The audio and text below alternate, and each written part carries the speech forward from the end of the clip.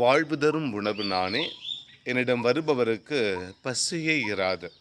ஆண்டவர் இயேசுக்குள் பிரியமான சகோதர சகோதரிகளே, உயிர்த்த ஆண்டவர் இயேசுவினுடைய உயிர்ப்பு காலத்திலே நாம் வாழ்ந்து கொண்டிருக்கிறோம். இன்றைய முதல் வாசகத்திலே ஸ்தேஃபான் கொலை செய்யப்பட்ட பிற்பாடு அவர் அடக்கம் செய்யப்படுகிறார்.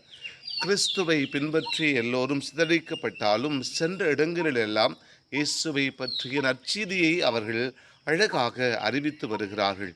இதோ பவுலாக மாறிய சவுல் ஒரு யூத இளைஞனாக யாரெல்லாம் இயேசுவை பின்பற்றுகிறார்களோ அவர்களை எல்லாம் சிறையில் அடைக்கிறான். இருந்தாலும் இயேசுவை பின்பற்றுவருடைய எண்ணிக்கை அதிகமாக காணப்பட்டதாக இன்றைய முதல் வாசகம் அழகுற நமக்கு எடுத்து சொல்லுகிறது.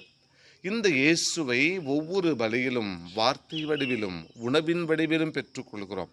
வார்த்தை வடிவில் நம்மை தேடி வருகிற இறைவன் உணவின் வடிவில் நம்மை ஆற்றுப்படுத்துகிறார். இந்த உணவான இயேசுவை பெற்றுக்கொள்ளுகிற நாம் உயிர்த்த ஆண்டவர் இயேசுவினுடைய அந்த உள் உணர்வுகளை பெற்று எல்லோருக்கும் இந்த இயேசுவை பற்றிய நற்செய்தியை அறிவிக்கின்ற சிறந்த சீடர்களாக நாமும் வாழ முயற்சி செய்வோம். மன்றாடுவோம். அன்பே உருவான இறைவா, உம் அன்பு திருமகன் இயேசுவை அவருடைய உணவை, அவருடைய உடலை உணவாக ஒவ்வொரு பலியிலும் நாங்கள் பெற்றுக்கொள்ளுகிற போது அவராக நாங்கள் வாழ எங்களுக்கு அருள் தாரும் இறைவா. ஆமேன்.